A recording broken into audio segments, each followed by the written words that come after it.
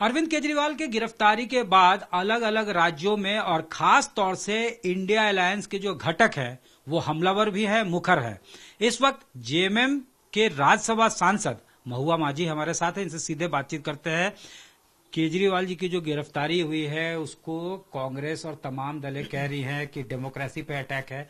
आप लोग जेएमएम की तरफ से आप लोगों का क्या स्टैंड है, किस तरह से इसको देखते हैं पूरे एपिसोड को?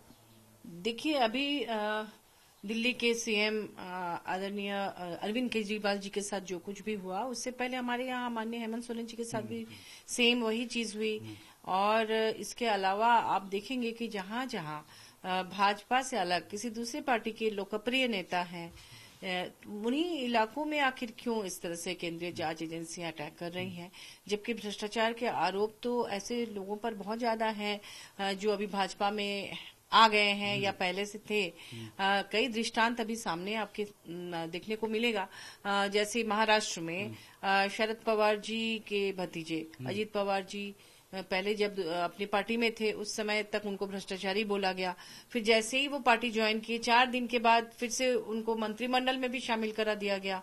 और जिनको भ्रष्टाचारी कहा जाता है, जब अब वो भाजपा में जाते हैं तो ना तो उनके यहाँ ईडी की छापेमारी होती है और ना ही मतलब कई केसेस या तो बंद हो जाते हैं या खुलते ही नहीं है या इस तरह से उन्हें बचाया जाता है। तो सब लोग वहां आके शरण ले लेते हैं भाजपा में। सर, बाकी दलें कह रही है, आप पार्टी वगैरह, कि ये लोकतंत्र पे हमला है, लोकतंत्र पे कुथराघात है और खास तौर से जो इसका टाइमिंग है चुनाव से पहले, तो लोकतंत्र की गला घोटने की किसी न किसी तरह से एफर्ट हो रही है, साजिश हो रही है।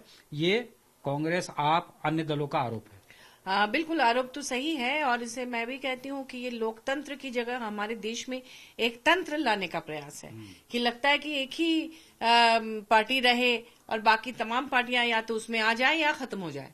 तो यही प्रयास लगातार चल रहा है और जनता सब देख रही है। मुझे लगता है जनता इसका सही जवाब देगी, क्योंकि चुनाव में सही जवाब देगी हर जगह। हमारे यहाँ भी आप देख रहे होंगे कि झारखंड में भी जो इलाके हैं, ट्राइबल इलाके और तमाम इलाकों में बहुत ही अंडर करंट है और लोग बहुत आक्रोश में हैं कि उनके युवा लोकप्रिय नेता को इस तरह से चुनाव के ठीक पहले ये से जनता से दूर कर दिया गया और ये प्रयास दूसरे इलाकों में भी चल रहा है।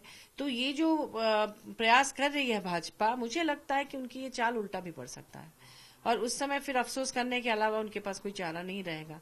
और दूसरी पार्टियों को तोड़ फोड़ करना, उनके लोगों को लाना, ये तो महाभारत में किसी ने, मैंने देखा, कहीं पढ़ा मैंने कि महाभारत की तरह ये चाल चली जा रही है कि अपने परिवार में तोड़ फोड़ करना। आपने देखा महाराष्ट्र में भी यही हुआ। अजित पवार जी के परिवार, अजित पवार जी तो शरद पवार जी के परिवार से थे, परिवार को तोड़ा गया और भी कई दृष्टांत है परिवारों को तोड़ने का। तो ये यहाँ पर भी देख रहे हैं झारखंड में जो कुछ भी हुआ, तो ये अच्छी बात नहीं है। राजनीति में एक स्वच्छता होनी चाहिए, उसमें ठीक है विचार अलग अलग हैं, लेकिन इस तरह की राजनीति जो अभी हो रही है वो मुझे नहीं लगता कि लोकतंत्र के लिए सही है। धन्यवाद मैडम। तो ये महुआ माझी साफ तौर से कहना है और जेएमएम के अंदर काफी नाराजगी देखी जा रही है।